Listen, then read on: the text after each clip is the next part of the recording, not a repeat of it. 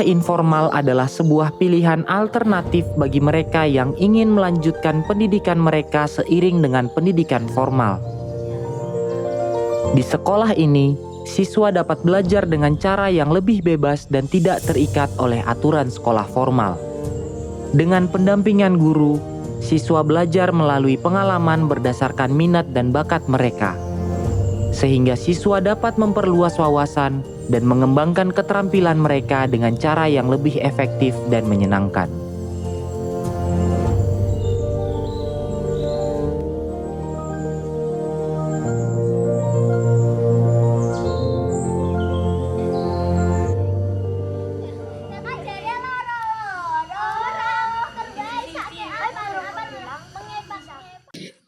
Kenapa kita memilih menjadi sekolah informal ya? Karena gini, mereka kan sudah mendapatkan pendidikan formal di sekolah. Dan kalau misalkan kita memformalkan sekolah ini gitu, atau sekolah non formal di luar sistem gitu kan, takutnya sih jenuh ya. Ketakutan yang pertama itu adalah mereka jenuh. Terus yang kedua, mereka tidak akan mendapatkan hal baru. Nah, sedangkan di sini kita lebih ke kayak membebaskan gitu, membebaskan mereka untuk mengeksplor potensi-potensi yang mereka miliki dengan jurusan-jurusan yang kita sediakan. Tapi karena visi misi awal kami adalah berbagi dan bermanfaat bagi masyarakat, salah satunya ya bagi anak-anak ini gitu. Karena ini adalah hal yang paling memungkinkan untuk kami berbagi, yaitu dengan cara pendidikan anak gitu. Akhirnya kami buka Sekolah Alam Cagar Pangan ini. Belajar di sekolah kan hanya melulu tentang pendidikan yang formal dan mereka tidak mengasah bakat ataupun keinginan anak-anak ini gitu. Dan mereka kan juga berhak mengukir sejarah mereka sendiri seperti itu. Mbak Banyu. Kepal. Ini loh. Ini sih.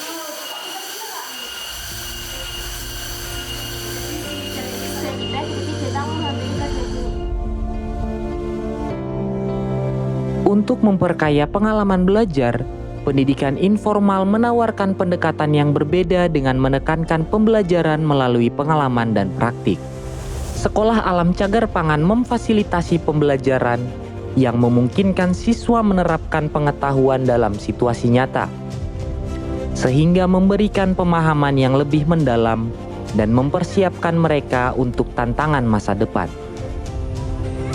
Dengan pemahaman bahwa setiap siswa memiliki cara belajar yang berbeda, para pendidik di sekolah ini membantu siswa menemukan metode belajar yang paling efektif sehingga mereka dapat mencapai potensi maksimalnya. Dengan demikian, mereka akan memiliki pemahaman yang lebih baik dan menjadi lebih siap untuk menghadapi tantangan masa depan.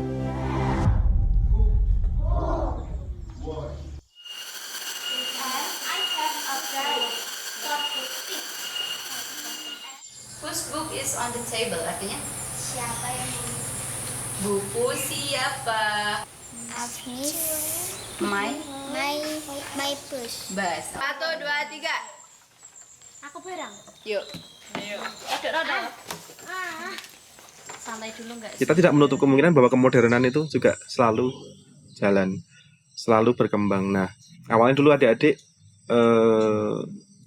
kalau belajar pasti HP disimpan. Nah, kita mulai berpikir bahwa teater tetap ada, pelajaran teater, tari tetap ada. Kita harus berbudaya walaupun kita di tengah serbuan kemodernan, ya. Teater kita membuat anak-anak peka untuk memandang sekitarnya. Untuk berperan di masyarakat itu teater penting banget. Dan untuk berbicara. Terus akhirnya kita berpikir, oke, adik-adik harus pintar ngomong, pintar berani mengungkapkan opini, mengungkapkan ngobrol di masyarakat. Kita akhirnya membuka kelas public speaking. Ya tadi soal kemodernan kita nggak mungkin, kita harus ikut mengikuti perkembangan zaman gitu loh.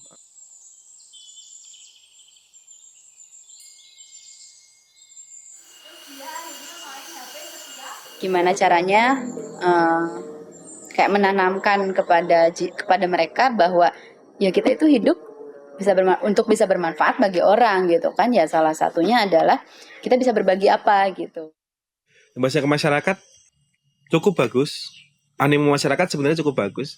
Cuman nggak banyak juga masyarakat yang mau gitu. Tapi implikasinya di sekolah bagus. Anak-anak ini, adik-adik ini. Adik-adik dulu tuh dari yang pemalu sekarang bisa mengungkapkan semua pendapatnya. Mereka bisa lebih berbaur sama teman-temannya. Imbasnya beberapa anak-anak, kita kan sering adain pentas ya. Entah pentas harian, mingguan, atau pentas tahunan gitu. Beberapa adik-adik yang pernah pentas di sini hasilnya bagus. Mereka bisa nyanyi bahasa Inggris di sekolahnya.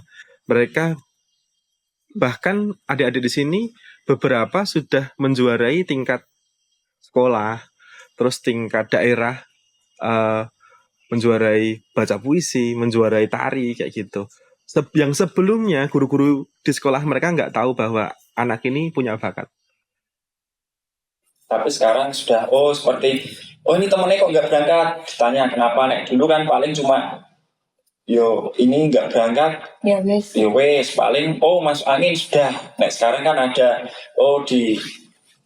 ditengok ke main, seperti itu, terus main, sama-sama main, itu saling menghargai. Kalau dulu kan ejek-ejekan, seperti itu kan, nek anak kecil kan biasa ya, Mas Mbak itu. Tapi kalau sekarang sudah lebih terarah sih.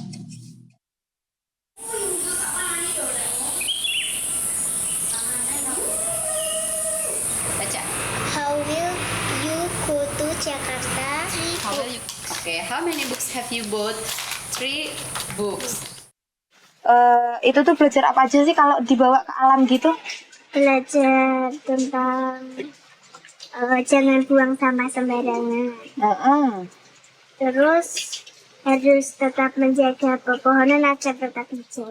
Kalau sekolah saya nggak ada bahasa Inggrisnya. Oh, sekolahnya nggak ada bahasa Inggrisnya. Oke, berarti cuma belajar bahasa Inggris tuh di sekolah Alam Cagar Pangannya aja? Iya. Oke. Sesuatu yang nggak kamu dapetin di sekolah SD-mu dulu, dan itu dapat di sekolah Alam Cagar Pangan apa aja kira-kira? Bahasa Inggris itu udah pasti, karena di SD nggak ada. Kelas 1 tuh nggak ada. Terus sama penjuruan itu kan di sekolah pasti nggak ada kan?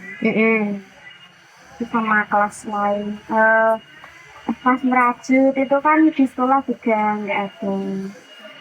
Sekarang udah tahu ngerajut? Sudah. Kenapa nggak bikin kayak gitu? Kasihan. Yang itu kenapa nggak gitu?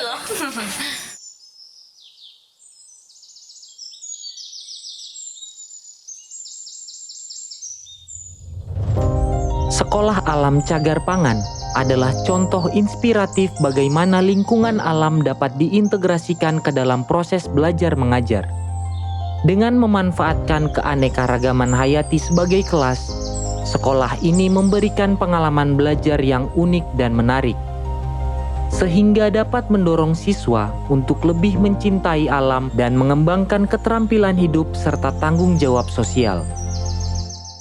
Kita sudah waktunya tahu tentang minat anak gitu kan. Nah, itu akhirnya diperkenalkan di kurikulum Merdeka.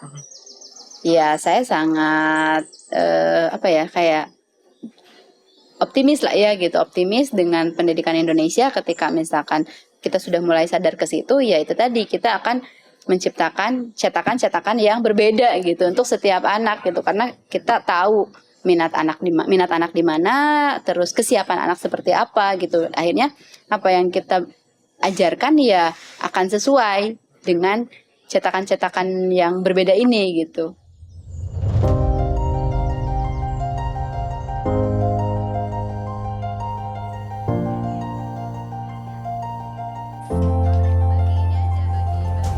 Sekolah Alam Cagar Pangan dan Kurikulum Merdeka adalah contoh inspiratif bagaimana pendidikan formal dan informal dapat saling melengkapi. Masyarakat diharapkan semakin sadar akan pentingnya pendidikan informal dan melihatnya sebagai bagian yang tak terpisahkan dari pendidikan formal. Dengan begitu, kita dapat menciptakan masa depan yang lebih cerah dan berkelanjutan melalui pendidikan yang holistik dan inovatif. Perpaduan inilah yang dapat menciptakan harapan baru. Harapan untuk semakin sadar akan pentingnya pendidikan informal sebagai pelengkap yang tidak terpisahkan dari pendidikan formal.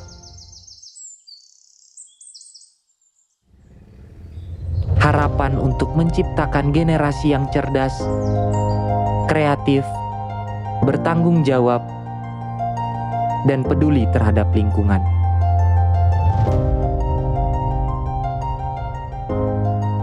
Inilah cerita inspiratif dari Sekolah Alam Cagar Pangan.